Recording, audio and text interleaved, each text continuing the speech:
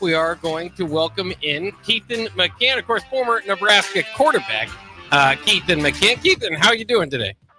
Doing good. How you doing, Bach? Oh, not too bad. It's good to hear from you. Glad that we could get a hold of you, and hopefully catch up a little bit on how you've been living since you've left Lincoln, and what you think about the current team here. We'll start off with just that is kind of, if you give a brief synopsis of what your experience was in Lincoln as a Husker. Oh, it was a great experience. Being up back at home in Dallas. Football is huge out here, and when I was getting recruited by Nebraska, I got talked into taking a trip up to Lincoln and fell in love with the facilities, fell in love with the people, and then I had a great experience. So, really good experience in Lincoln.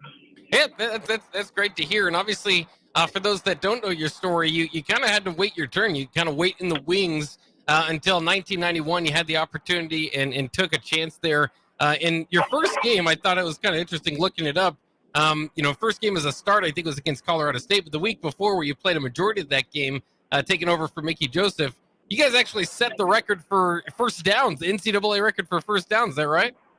Yeah, that's correct. I did. I had to grow up a little bit, and you move away from home, and you're kind of doing things on your own, and then I had to get things back in order. But when I came out of high school, I was a predominantly throwing quarterback, so man, I had to adjust to a lot of things as far as the system up there. So, it was a great experience, man. It taught me a lot about perseverance and sticking with things when they become tough. Kind of goes back to what's going on today. These kids want to jump into the portal so quick when things don't go their way. And sometimes you just have to take your time, and you may have to wait, but I think it teaches you a lot of things in the long run. Yeah, that's the interesting part too. For a guy that waited your turn to your fifth year. Do you think if you were doing it in today's age that you would stick around Lincoln? Because you just don't see too many people, especially at the quarterback position, wait their time and like you said, grow up and wait to mature and get your opportunity. Do you think with the modern age of NIL and transfer portal, that'd be considerably harder to kind of do? I believe so. Just the simple fact that there's so many different opportunities now for these kids. You're getting paid to play. So if that doesn't motivate you enough in high school, I don't know what else will. So for me to sit here and to lie and say that I would have waited, I don't know. With anything, time changes. And, if the opportunity presents itself like today with a lot of these kids, as long as you have a good team backing you as far as family and things of that nature, you make the best decision for yourself. I mean, you can't get mad at a kid for that, right? Yeah, absolutely. And I did want to ask you, because you said you're primarily a passing quarterback coming out of high school. What kind of led you to Nebraska, obviously knowing that they like to run their quarterbacks a little bit more? What was it that brought you to Lincoln? Well, I think it had a lot to do with Coach Osborne. He was like my high school coach. He just reminded me a lot of my high school coach, who was like my father figure as well. And like I said, when I took a trip up there, I just kind of fell in love with the program in itself.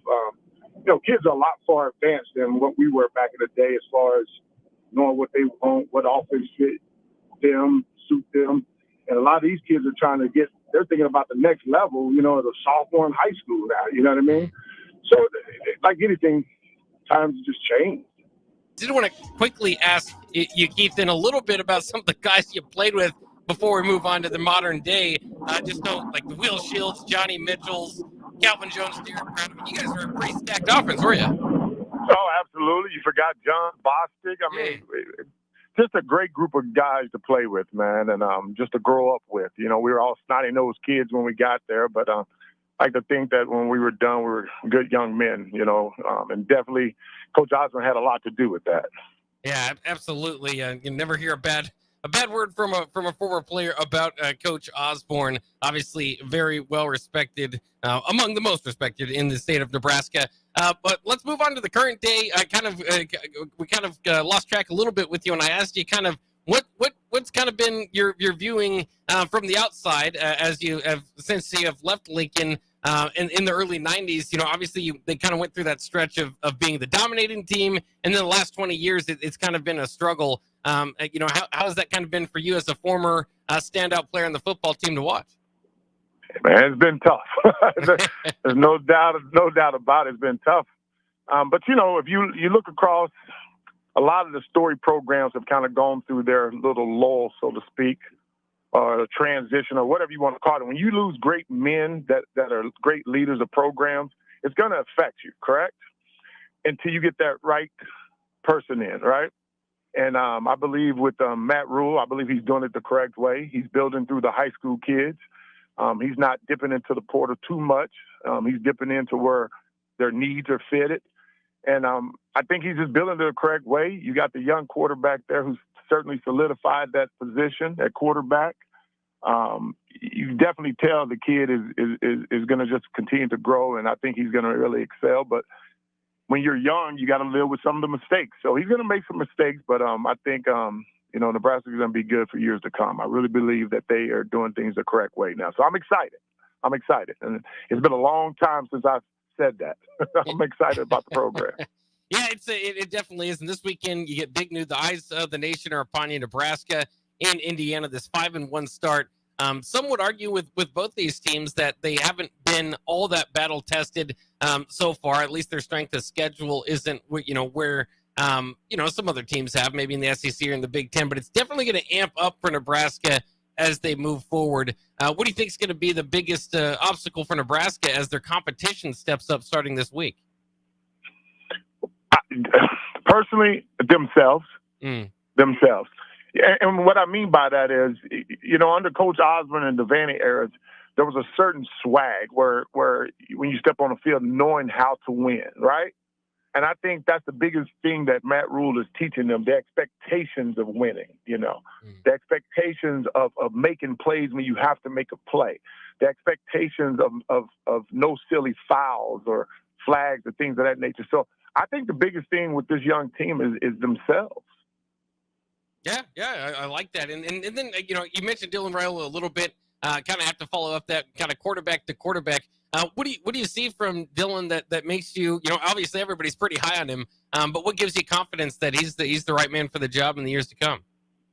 His poise as a young kid. I trained a lot of quarterbacks, and I've got them some everywhere, and you just see the poise in the kid. Now, he's going to make mistakes. I mean, people got to understand this kid has just come out of high school football, right? He's going to make mistakes. I mean, that's just the maturation of the position. But you can definitely see the maturity. You can see the arm strength. You can see all the intangibles. And I believe he's just going to grow and just get better and better. And as long as the team continues to do the same, man, I'm really excited about the future. Well, I know there's a lot of folks. I know you mentioned, training some quarterbacks there. A lot of folks like to know what their former favorite players are doing these days. What have you been up to since leaving college? You played a little bit of pro ball, but kind of what are you up to these days?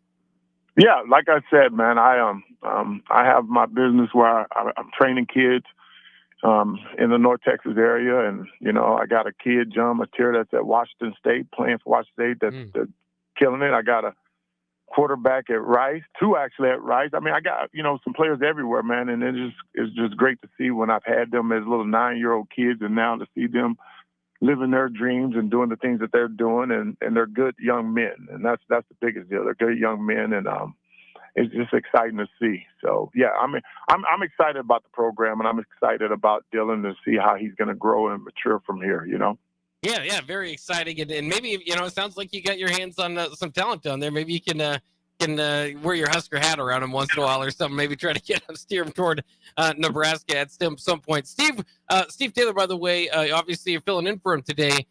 Would want me to at least ask you about a story of Steve or anything you particularly remember. I think you mentioned you guys might have been roommates at one time, or is that right? Yeah, actually, when I came. I came early. Actually, I got there early. I came early in the summer. I wanted to get acclimated to the program, the surroundings, the university. And they actually had me stay with Steve. And, man, he was such a great host. He played a big part of just watching over me, making sure I was doing the right thing. So yeah, it was cool. And you probably remember I used to love to eat his snacks. Yeah, well, you typically have those roommate problems. That's why you got to kind of write your name on those stacks. Maybe you could have saved it a little bit there. But Keithen, any parting words for us as we get ready to wrap up the show? We'd like to thank you for coming on today. No, man, I appreciate you guys having me anytime. And like I said, I'm excited about the program. I'm excited about the direction it's going in, and tell Matt Rule and those guys to reach out to me. There's a lot of talent in Texas. What's crazy, I used to really try to bring kids up there, and the previous guys, man, it was crazy because I'm like, these guys are good and they're going to big programs, and they wanted to be a part of Nebraska. So reach out to me. I got a lot of good kids up here, man. Man, that is good to hear. And from all, work with a lot of former Huskers here. This coaching staff seems to be more open to that sort of thing and getting help from the former coaches, former players, and stuff like that. So definitely, hopefully we'll be able to pass that along. And thanks again for coming on the show with us. No problem, man. Go Big Red.